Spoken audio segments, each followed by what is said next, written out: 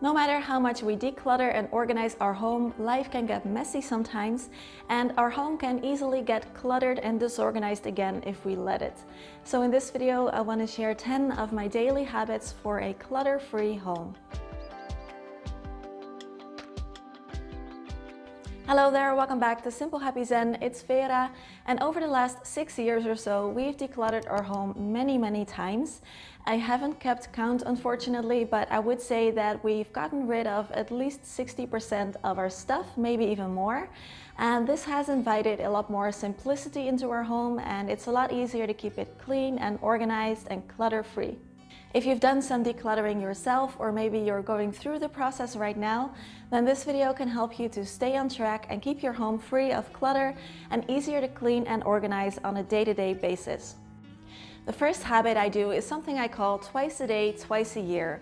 So twice a day I do a quick tidy in my home, and for me this works best in the morning after breakfast and in the evening after dinner, but you could also do this before going to bed, for example. So my quick tidies usually take about 10 minutes. For example, I will unload the dishwasher in the morning so that I can leave the dirty dishes in there and I won't have to leave them out during the day.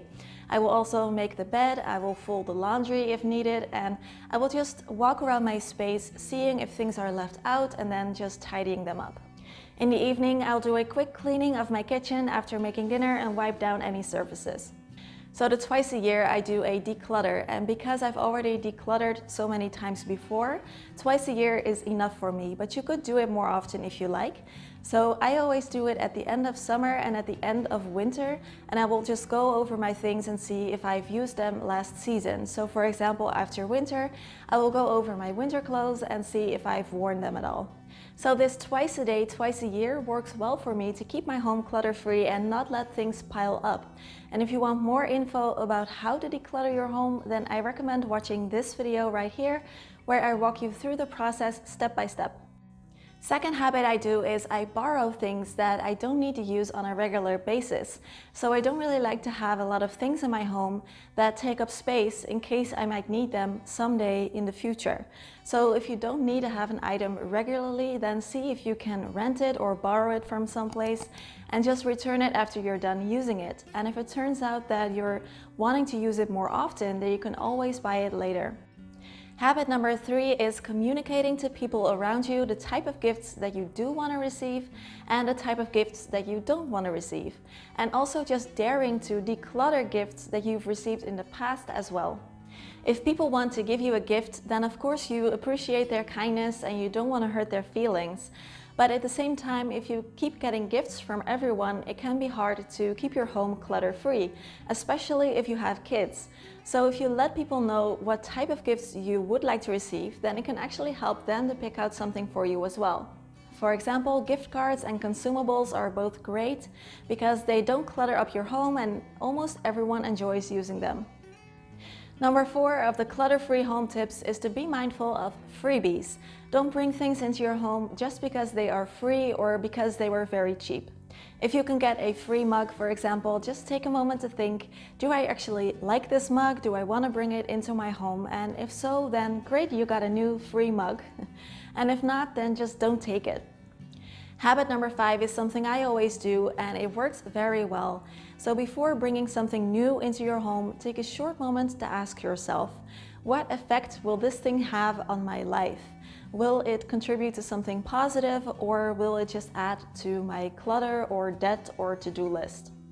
Now this may sound a bit dramatic, but that's not how I mean it. It's just that sometimes we feel like we want something, but we forget that it can also have some negative effects on our life. For example, if you buy something, maybe it can add to your debt, or maybe this item is very time-consuming to maintain, or maybe you know that you like it now and you will probably look at something for a month, and then after that it will just sit there cluttering up your coffee table. So if the good points outweigh the bad points, then you know that the item is worth it and you can bring it into your home. Alright, number 6 for keeping your home free of clutter, and that is the one in, one out rule. It simply means that if you buy something new, it has to replace something else, something similar in your home. Now I've talked about this before, so I'm not going to go too deeply into it here, But I just want to mention that this rule is not so much a rule, but more a guideline that you can use to keep specific areas in your home under control, like for example your wardrobe, or for me things like mugs and glasses and all that kind of stuff. Next clutter-free habit on the list is a very simple and powerful principle, and that is if something in your home, a task, a chore, takes 5 minutes to do or less, then do it straight away. I am by nature kind of a messy person, and I can easily just ignore the mess or simply just deny that it's there.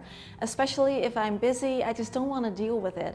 And this habit helps me to take care of it anyway, because even though I think I can just leave it, I know that it will bug me in the end if I don't clean it up. And another thing that this habit helps me with is to keep projects small and manageable. Because, for example, if I notice something is dirty in my home, like a lamp fixture is dusty, my natural instinct is not to go grab a cloth and clean it up. My natural instinct is to take a look at all the other lamp fixtures in my home and see if they are also dusty, and then make it a big thing in my head that I need to clean all the lamps in my home. And of course, since that will take some time, it will become a to-do in my mind that I will likely procrastinate. But with this habit, I know that cleaning one lamp fixture that I'm noticing is dusty will take me 5 minutes or less. I will take care of it right away. And because I do it with everything that I'm noticing now, all kinds of small things, my home is cleaner overall because of it. Next habit is a classic, but a very good one, so I thought I'd share it with you here. And that is to give everything you have a home, to make sure all your items have a place where they belong. Not having to think about where to put something can help you to tidy up very quickly and keep your home clutter-free and organized. It can also help you to identify places that are kind of spinning out of control, like a specific drawer or desk, and just declutter that place if needed. Number 9 is a new habit of mine that I've adopted quite recently, and it really helps a lot. And that is to have a designated place in your home to put everything that needs to go, that needs to leave your home. Decluttering your home is kind of a constant thing that we need to keep up with. So every time you notice an item that you don't really need anymore, having a designated place to put that before it needs to leave the house can make it easier for you to get rid of it. Or if I have a gift lying around for a friend that I'm going to give to her when I see her in 2 weeks, I will also put that there because it doesn't have a place in my home where it belongs, so it will just wander here and there and drive me crazy. Next clutter-free habit is to deal with paper clutter immediately or as fast as possible. Even in this digital age, we still have a lot of paper clutter, and this can be mail, receipts, magazines, catalogs, newspapers, photographs even. So have a system in place for everything that you want to keep, to store that easily, and then just recycle all the paper clutter that you don't need to keep. Another thing you can try is going digital as much as possible. So for example, taking a photo of your receipts that you need to keep so you don't have to store the original ones. And I also just like to contact companies that send me mail to ask them if they can send it to me by email. Thanks so much for watching. Be sure to subscribe to the channel for weekly videos, and I will see you soon. Bye bye!